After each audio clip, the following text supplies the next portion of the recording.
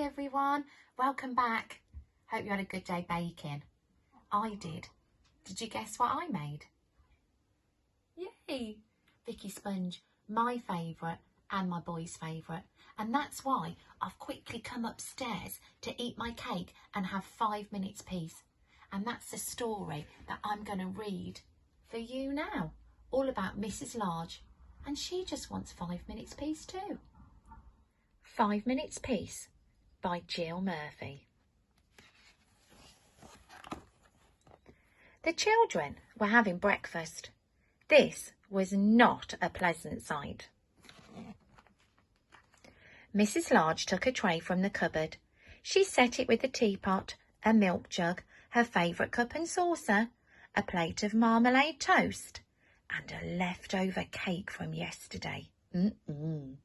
She stuffed the morning paper into her pocket and she sneaked off towards the door. "Where are you going with that tray, Mum?" asked Laura. "To the bathroom," said Mrs. Large. "Why?" asked the two children. "Because I want 5 minutes peace from you lot," said Mrs. Large. "That's why." "Can we come?" asked Lester as they trailed up the stairs behind her. "No," said Mrs. Large, "you can't." "Well, what shall we do then?" asked Laura.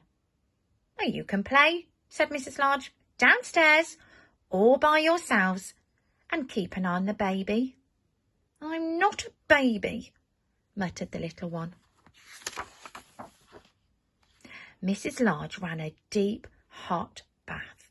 She emptied half a bottle of bath foam into the water, plonked on her bath hat and got in. She poured herself a cup of tea and she lay back with her eyes closed.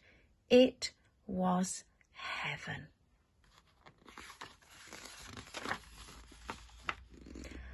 "Can I play you a tune?" asked Lester. Mrs. Large opened one eye. "Oh, must you?" she asked. "I've been practising," said Lester. "You told me to. Can I, please, just for 1 minute?" "Oh, go on then," sighed Mrs. Large. So Lester played. He played Twinkle, Twinkle, Little Star 3.5 times. In came Laura.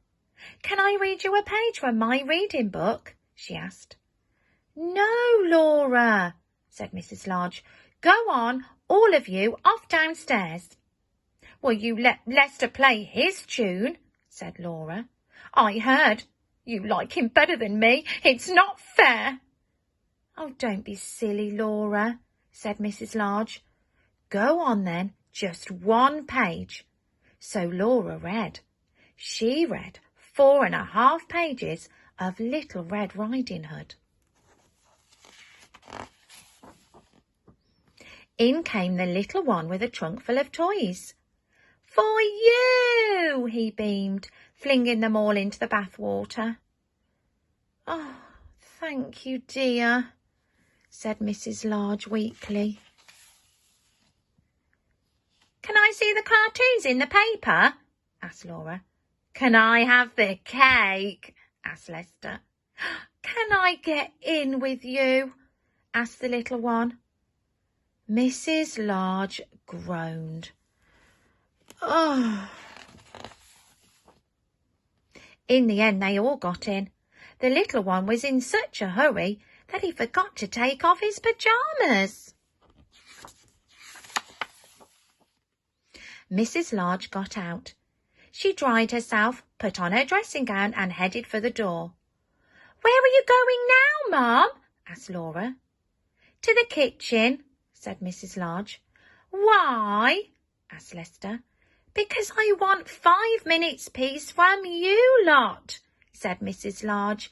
"That's why." And off she went downstairs, where she had 3 minutes and 45 seconds of peace before they all came to join her.